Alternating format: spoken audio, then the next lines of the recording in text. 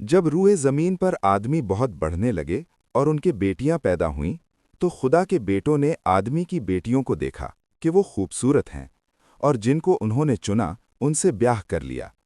तब खुदावंद ने कहा कि मेरी रूह इंसान के साथ हमेशा मुज़ाहमत न करती रहेगी, क्योंकि वो भी तो बशर है, तो भी उसकी उम्र 120 बरस की होगी।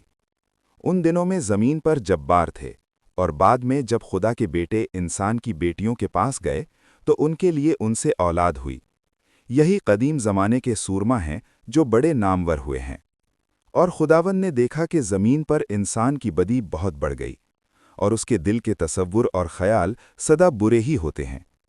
तब खुदावंद ज़मीन पर इंसान को पैदा करने से मलूल हुआ और दिल में गम किया। और खुदावंद ने कहा कि मैं इंसान को, जिसे मैंने पैदा किया, रूए ज़मीन पर से मिटा डालूंगा, इंसान से लेकर हैवान और रेंगने वाले जानदार और हवा के परिंदों तक, क्योंकि मैं उनके बनाने से मलूल हूँ। मगर नूह खुदावंद की नज़र में मकबूल हुआ। नूह का नसब नामा ये है। नूह मर्द रास्तबाज और अपने ज़माने के लोगों में बेऐब था, और नूह खुदा के साथ साथ चलता रहा, और उससे 3 बेटे सीम, हाम और याफत पैदा हुए। पर ज़मीन खुदा के आगे नारास्त हो गई थी, और वो जुल्म से भरी थी।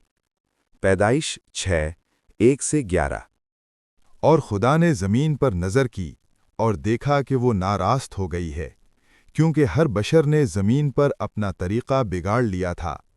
और खुदा ने नूह से कहा कि तमाम बशर का ख़ात्मा मेरे सामने आ पहुँचा है, क्योंकि उनके सबब से ज़मीन जुल्म से भर गई।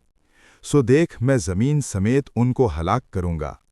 तू गोफर की लकड़ी की एक कश्ती अपने लिए बना, उस कश्ती में कोठरियाँ तैयार करना और उसके अंदर और बाहर राल लगाना, और ऐसा करना कि कश्ती की लंबाई 300 हाथ, उसकी चौड़ाई 50 हाथ और उसकी ऊंचाई 30 हाथ हो। और उस कश्ती में एक रोशनदान बनाना और ऊपर से हाथ भर छोड़कर उसे ख़त्म कर देना, और उस कश्ती का दरवाज़ा उसके पहलू में रखना, और उसमें 3 दर्जे बनाना, निचला, दूसरा और तीसरा। और देख, मैं खुद ज़मीन पर पानी का तूफ़ान लाने वाला हूँ, ताकि हर बशर को जिसमें ज़िंदगी का दम है दुनिया से हलाक कर डालूं, और सब जो ज़मीन पर हैं मर जाएंगे।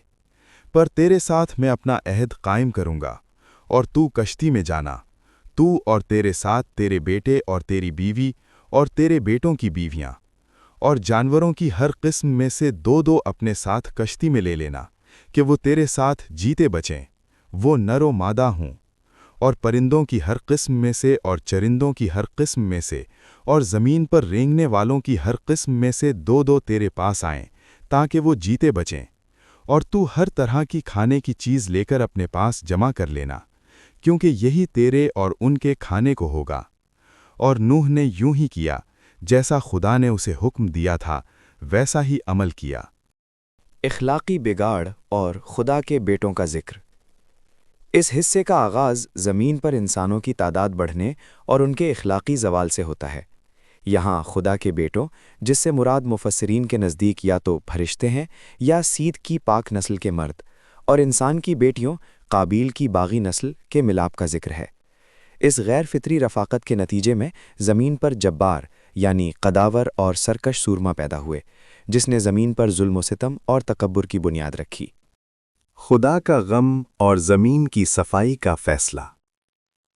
मतन का दूसरा हिस्सा खुदा के गुस्से और दुख मलाल की अक्कासी करता है।